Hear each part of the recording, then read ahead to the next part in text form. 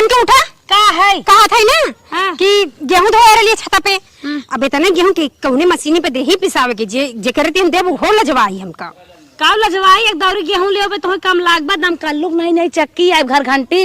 अरे हाँ दीदी सुनी ला उनकर घंटी एकदम मेहिन पिसान पिसैले। जा बहनी पिसाई लिया वही अब राने परोसे के बाद व्यवहार बनावे के मारी झट पिसी पट लेके आओ। हाँ दीदी सुनी ला एक आध चटकार गाना सुनाई देबू ने गाना कुछ नसीली है ना और जल्दी दे हाँ लगा के लिपस्टिक थोड़े थोड़े कहाँ जालू है गोरी भोरे भोरे गाय तो खुदे भुलाई जाई है। हां जा जाते ना जा पूछा जिन करा हाँ दीदी जाते। अरे दीदी जाना तो तू बड़ घर के हाँ वो तो के बताई जरूरी है। चला थी जल्दी पिसवाई ले फट से साजी के पूड़ी बनाई। आवत रहा दूठे लड़का नल्ला खा जात रहा भला दे दे नक्के मुंह ताजा होएगा। चल देखे कहाँ है दमकल्लू कमाई पीस दी है बहुत बढ़िया नल्ली बेचत रहा। हाँ कमन आवत बन के उतारा मावा।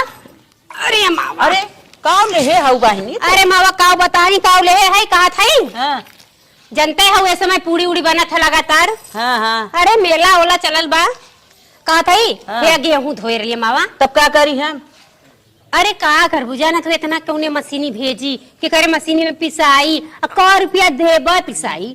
सोचली है ना कि आज के दिन तू ही पीस दे तू हमार पीसना। काम चक्की गाड़े है क्या। अरे ऐसे काहे कहा तू सुने रहे तुम्हारे घर घंटी आयल बा और तब घर घंटे में गांव भर पीसे भी थोड़ा आई बे।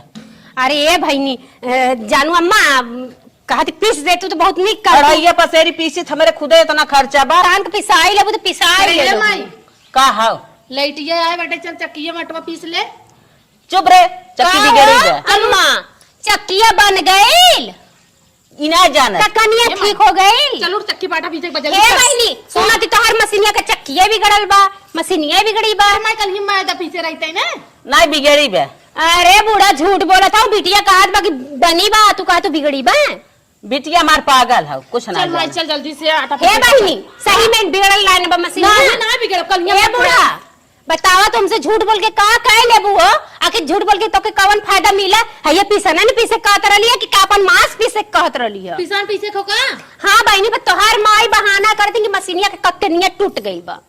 टूटे बाने टूटे बा। जनरी के बाल के तोड़े रहा पकड़ाल के रा फाड़ा भर के जनरी के बाल तोड़ के लेके चलत रहनी। गबर गबर बहुत बोलता हूं ना मैं फिफी कीप लेके मुंह चक्की। हे भाई तोहार माई वही लायक कहिया झूठ बोलत ही सदे हां झूठ बोलत हमर चक्की बिगड़ल बता चक्की बिगड़ल तो कैसे तोहर मैदा पिसाया। अरे मैं कहां गजा तोर हिम्मत पर तुम्हें दुबारा एक झगड़ा फाने आई मेरे चीजी भी ना मार बिगड़ी बात जबरदस्ती हां तो ऐसे दूसरों की चीजिया बद पहुंची रहलु जवन तो हूं समझ लेवा करा छोड़ तोरे चीजियम धुआं फुटाई तोरे चीजियम के जाए तोहरे चक्की में आग लगे जर जा तोहर चक्की का झरना झर तोहरे चक्की में धुआं फूट जाए जैसे तेरे चक्की में धुआं फूटे वैसे तोहरे में धुआं फूट जाए तोहरे चक्की में किरौना पड़े तोहरे मुंह में किरौना पड़े तोरे मुंह में केचुआ पड़े बुढ़िया केचुआ तोरे मुंह में किरौना पड़े तोरे मुंह कुकुर मुंहता है भाग यहाँ से।